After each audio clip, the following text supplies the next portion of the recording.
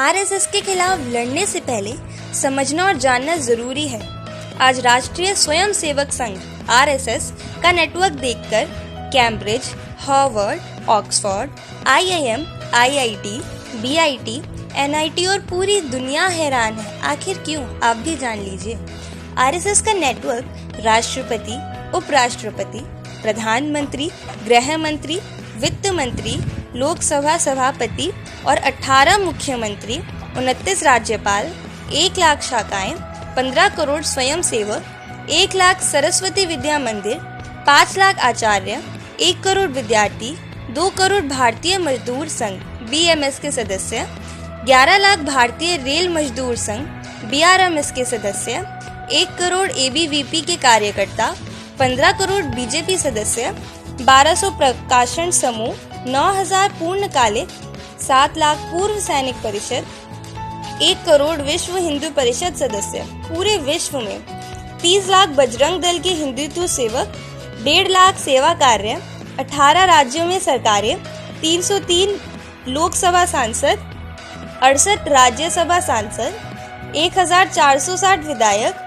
Vanvasi Kalyan Ashram, one बंधु परिषद, संस्कार भारती, विज्ञान भारती, लघु उद्योग भारती, सेवा सहयोग, सेवा इंटरनेशनल, राष्ट्रीय सेविका समिति, आरोग्य भारती, दुर्गा वाहिनी, सामाजिक समरसता मंच, समदृष्टि, क्षमता विकास एवं अनुसंधान मंडल सक्षम, ऑर्गेनाइजर, पांचजन्य, श्री राम जन्मभूमि मंदिर निर्माण न्यास, दीनदयाल शोध संस्थान, भारतीय विचार साधना, संस्कृत भारती, भारत विकास परिषद, जम्मू कश्मीर स्टडी सर्कल, दृष्टि संस्थान, हिंदू हेल्पलाइन, हिंदू स्वयं सेवक संघ, हिंदू मुन्नानी, अखिल भारतीय साहित्य परिषद, भारतीय किसान संघ, विवेकानंद केंद्र, तरुण भारत, अखिल भारतीय ग्राहक पंचायत, हिंदुस्तान समाचार, विश्व संवाद केंद्र, जन कल्याण रत्न पेढ़ी,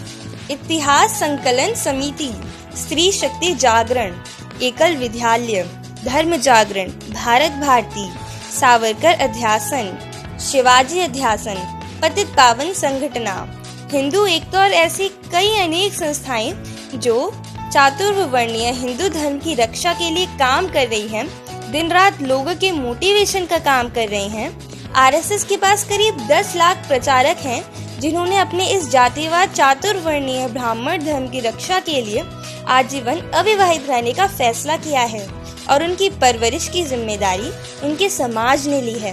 भारत का कोई ऐसा मंदिर नहीं है जहां से आरएसएस के लिए फंडिंग ना होती हो।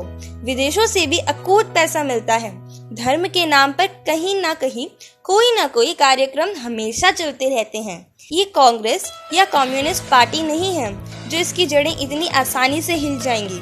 बड़े बड़े सूरमा आरएसएस मुक्त भारत के सपने देखते देखते इस दुनिया से ही चले गए। अगर इस देश का शूद्र अति शूद्र आज भी नहीं संभला तो आने वाले समय में सदियों तक केवल आरएसएस राज करेगा।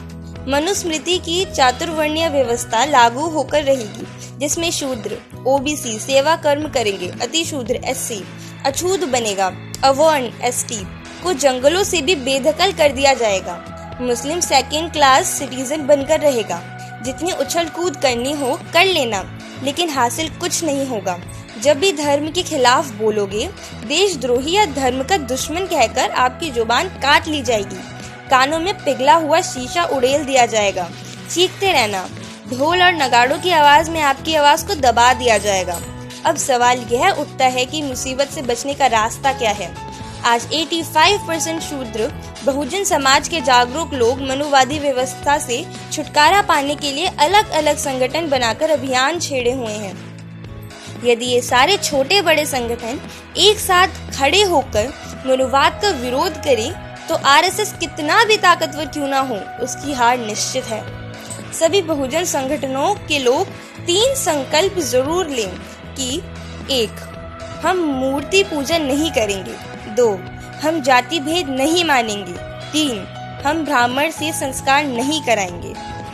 यदि इन कॉमन वैचारिक बातों को सभी संगठन के जिस दिन 85% लोग एक तरीके से सोचेंगे, अपने दुश्मन और दोस्तों को पहचानेंगे, उस दिन आरएसएस कितना भी ताकतवर क्यों ना हो, 85% समाज की वैचारिक एकता के सामने नहीं टिक पाएगा।